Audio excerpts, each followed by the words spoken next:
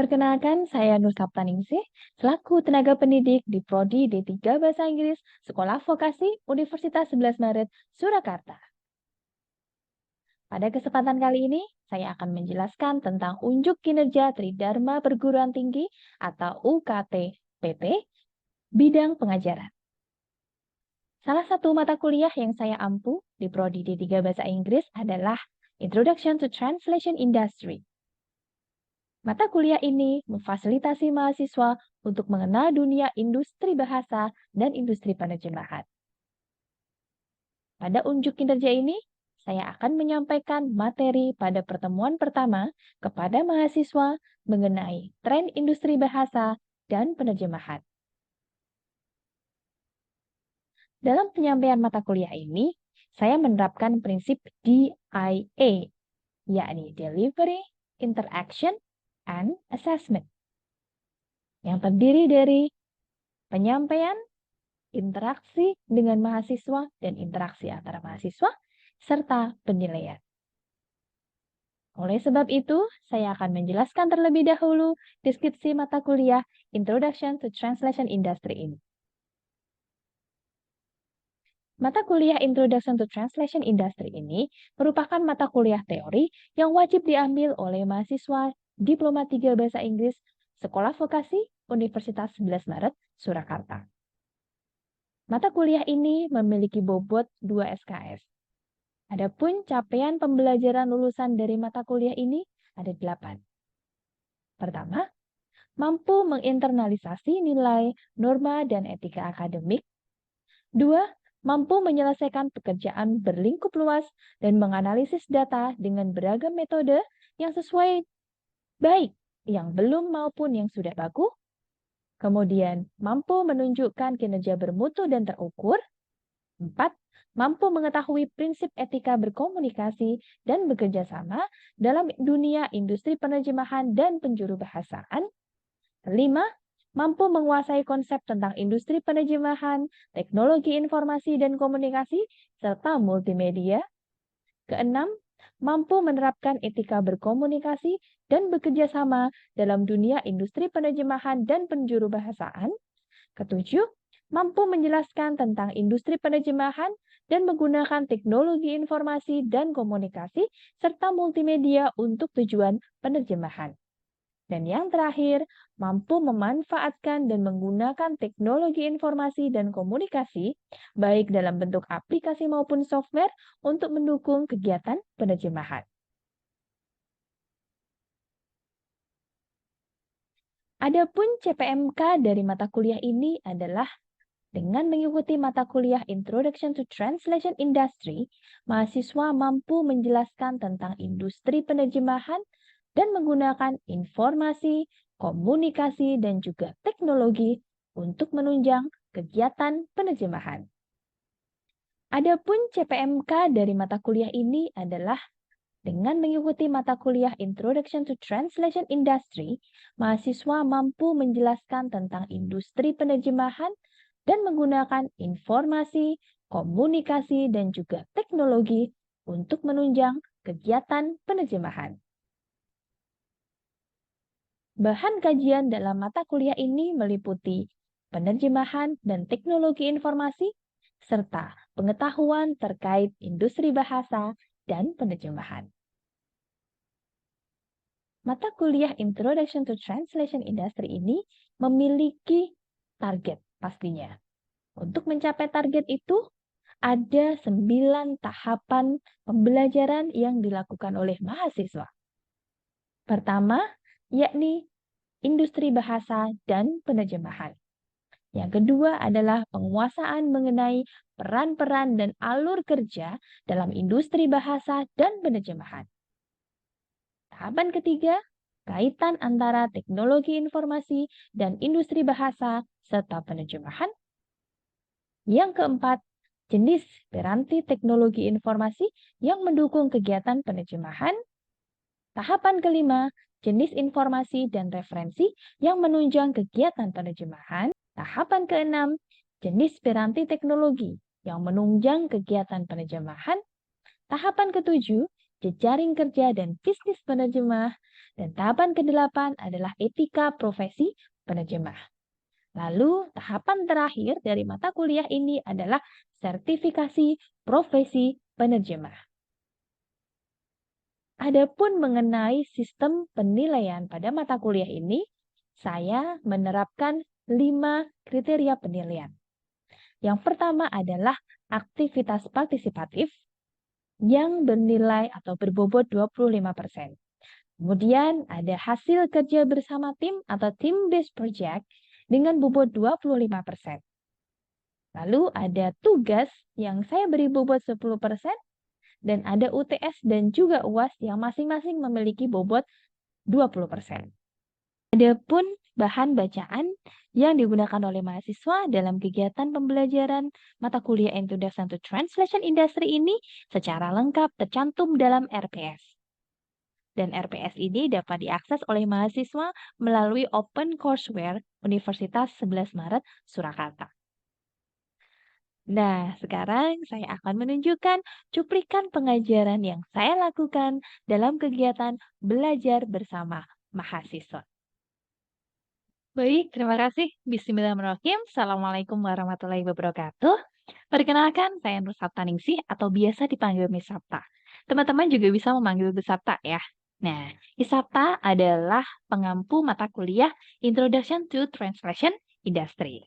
Oke, di pertemuan pertama ini kita akan belajar tentang industri bahasa dan penerjemahan. Nah, sebelum itu, Miss Sapta akan mengajak teman-teman untuk mengisi survei dulu ya. Ngisi survei dulu. Oke, silahkan kalian bisa akses ke menti.com, kemudian masukkan kodenya. Oke, kebanyakan jawabnya iya ya. Oke, that's good. Iya, nambahnya iya lagi. Nggak ada yang milih tidak loh ya. Dunia sudah berubah ya. Kalau dulu kita belanja itu ya di market, traditional market, supermarket gitu ya. Tapi ternyata sekarang banyak yang belanja itu menggunakan platform belanja online gitu ya. Oke, sekarang kita menuju ke pertanyaan berikutnya. Iya, Shopee. Paling banyak Shopee, kemudian ada yang pakai Lazada, dan sekarang mulai muncul nih yang namanya TikTok Shop ya. Sekarang udah viral banget. Aplikasi chatting apa yang biasa kalian gunakan untuk berkomunikasi sehari-hari? Dengan teman, dengan orang tua, dengan gebetan, ya kan? Dengan klien kalian, ya, dengan customer kalian. Silakan. Yang paling banyak itu yang biru ya. Kita sudah melihat angka tertinggi itu dipegang oleh WhatsApp. Ya, akan Misata jelaskan ini terkait dengan itu tadi, teman-teman. Ya, terkait dengan itu tadi. Nah, kita akan mulai dari sini. Kita akan mulai dari sini ya. Jadi, ketika kita menggunakan HP nih, cellphone, ya, our mobile phone, kita pasti akan mendapati teman-teman bahwa navigasi aplikasi chatting gitu ya, yang ada di kita ya. Nah, itu ternyata tersedia dalam bahasa Indonesia, alih-alih dalam bahasa Inggris. Ya. Ketika kita mengakses platform belanja online, kita juga akan mendapati loh bahwa platform belanja itu kan punya user interface ya. Jadi user interface-nya atau antar muka pengguna platform itu tersedia juga di dalam bahasa kita. Ya, tidak hanya ada di dalam bahasa Inggris, di bahasa kita juga ada loh. Jadi, ketika kita belanja, itu pengalaman belanja kita tuh jadi lebih mudah. Karena kita nggak perlu mikir ini disuruh ngapain, gitu.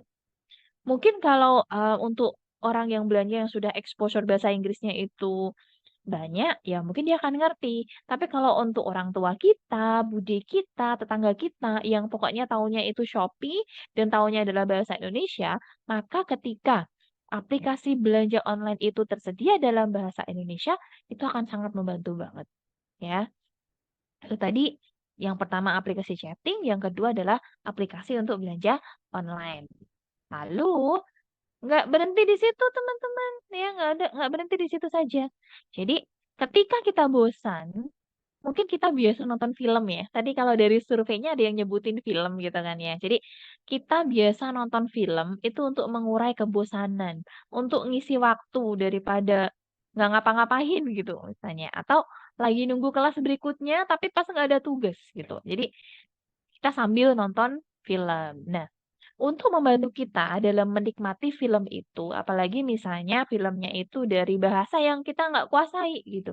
Nah, ada yang namanya subtitle yang tersedia dalam bahasa kita. Jadi ketika kita menikmati film, itu kita tidak terganjal masalah bahasa. Nah, sekarang pertanyaannya adalah bagaimana konten-konten tadi ya teman-teman ya, yang tadinya tuh asalnya bukan dari negara yang pakai bahasa Indonesia, kemudian kita akhirnya bisa menikmati versi bahasa Indonesianya gitu. Teman-teman ada yang bisa nebak nggak? Ada yang bisa jawab nggak? Kira-kira gimana kok bisa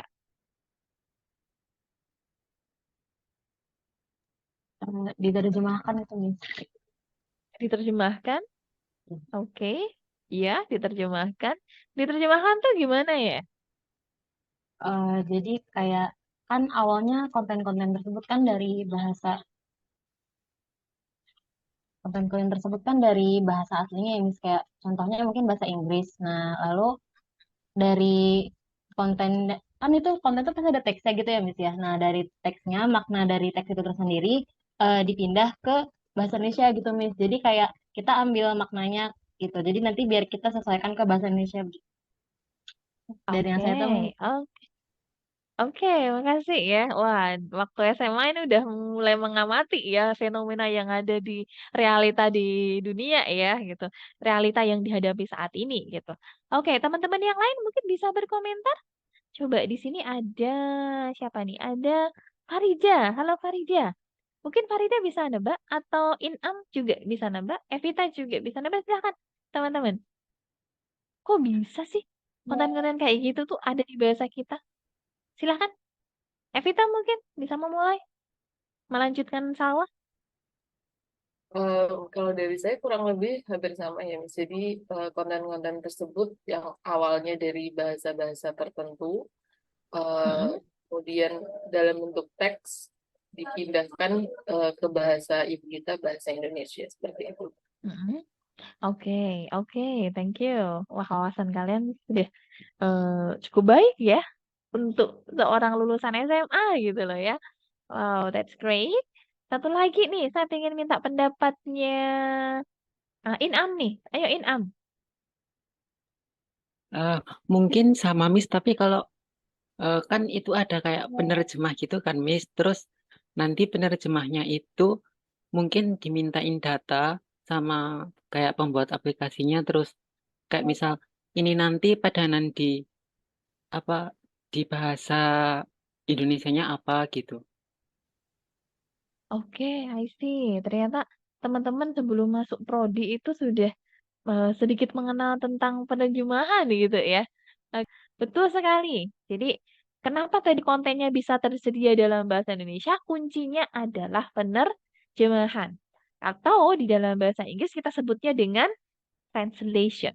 Ya, jadi penerjemahan itu adalah mengalihkan maksud ya, maksud pesan dari satu bahasa. Jadi misalnya bahasa Inggris ke bahasa lain, yaitu bahasa Indonesia gitu misalnya. Tujuannya apa? Tujuannya ini menjembatani komunikasi antar bahasa dan antar budaya. Jadi orang di dunia ini kan macam-macam ya. Ada orang dari negara Indonesia, ada orang dari negara Korea, ada orang dari negara Inggris. Nah, ini kan bahasanya beda, budayanya juga beda. Nah, ini kemudian penerjemahan ini hadir untuk mengatasi kendala itu. Jadi orang Indonesia yang pengen menikmati drakor gitu, ya nggak masalah. Ya, kita menikmati filmnya, kita menikmati ucapan-ucapan yang dikatakan oleh para aktor dan aktrisnya, dan kita menikmati dengan subtitle. Ya, subtitle yang tersedia dalam bahasa Indonesia gitu. Jadi apa yang diomongin misalkan Cha Eun-woo gitu kan ya, yang diomongin Kim So Hyun gitu kan ya, kita ngerti gitu loh. Ini ngomong apa gitu, kita ngerti gitu. Nah, ini ada aktornya, ada pelakunya, orang yang menyediakan itu, orang yang melakukan penerjemahan itu ada. Nah, siapa itu? Orang itu disebut dengan penerjemah, ya. Jadi kegiatannya itu disebut dengan penerjemahan, prosesnya itu disebut dengan penerjemahan, orangnya disebut sebagai penerjemah. Dan itu hanya sebagian dari industri yang lebih besar, yaitu industri bahasa. Ya, jadi industri penerjemahan itu adalah bagian dari industri bahasa.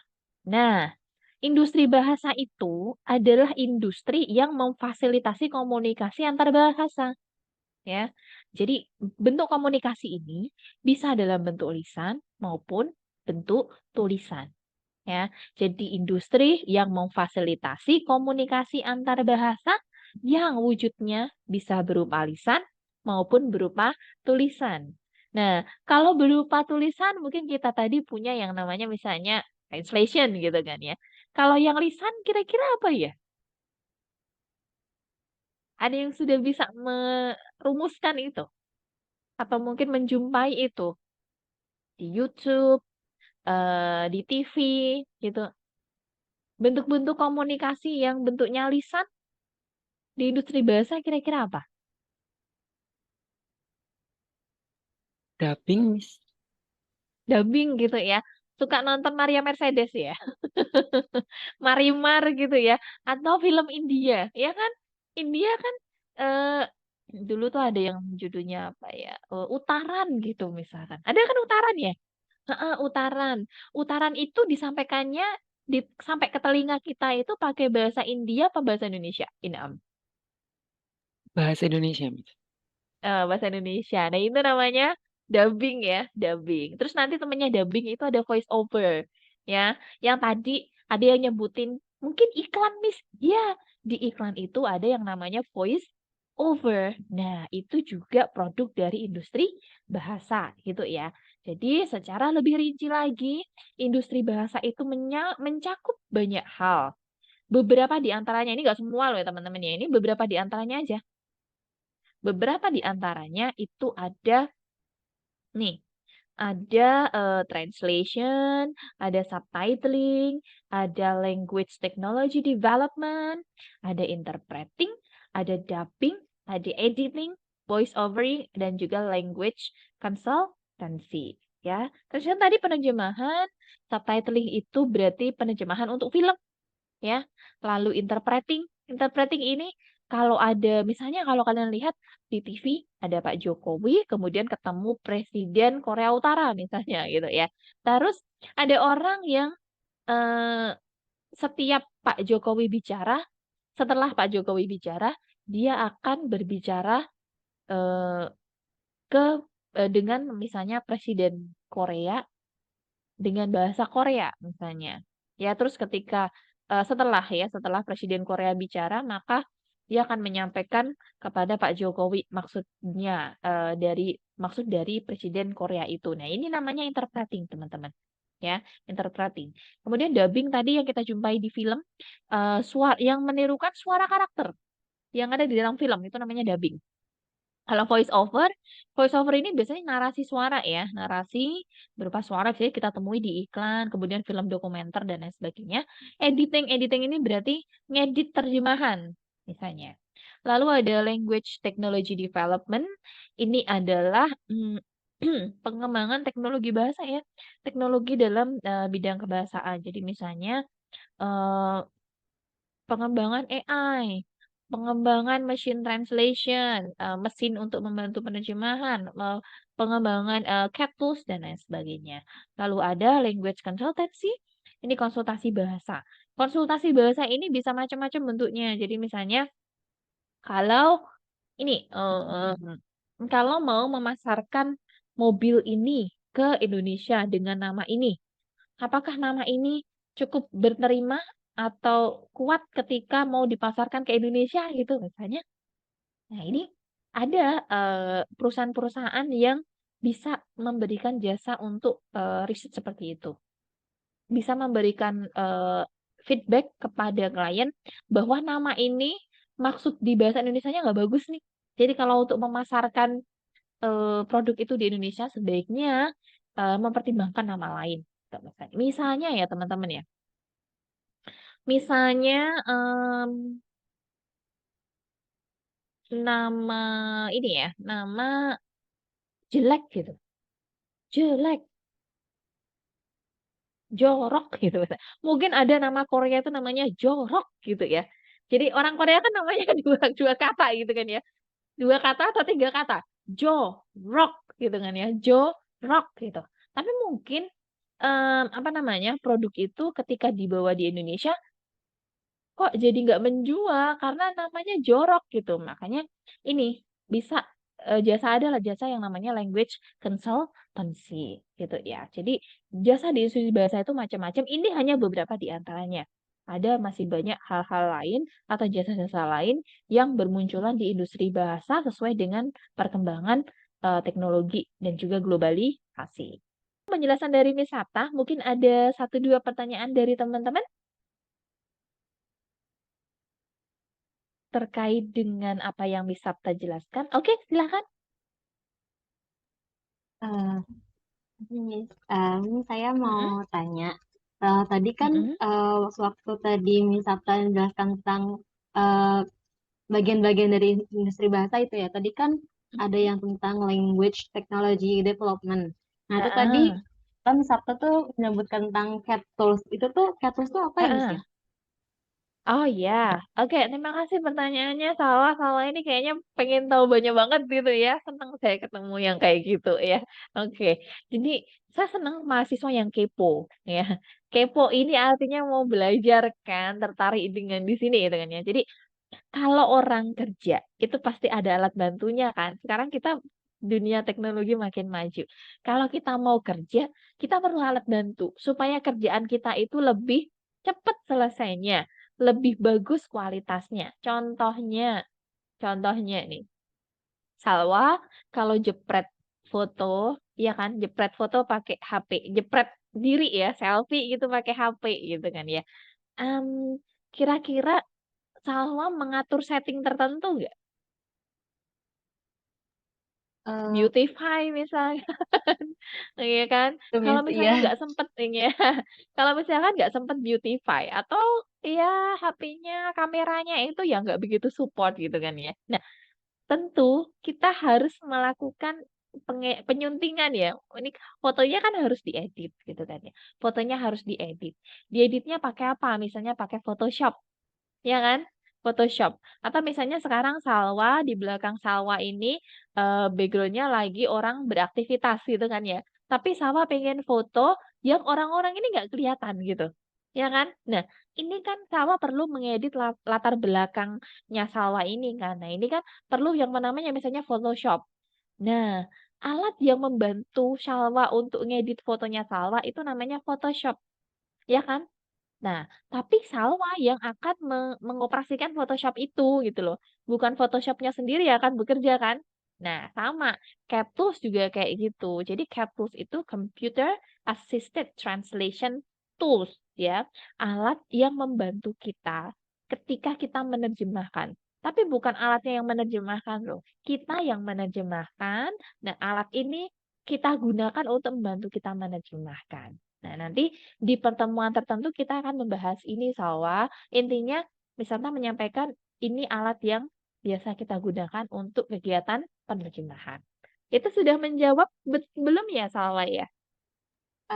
Sudah, Miss. Terima kasih. Belum kita akhiri, ada satu hal yang perlu teman-teman siapkan setelah perkuliahan kita ini selesai dan sebelum teman-teman join ke pertemuan pekan depan.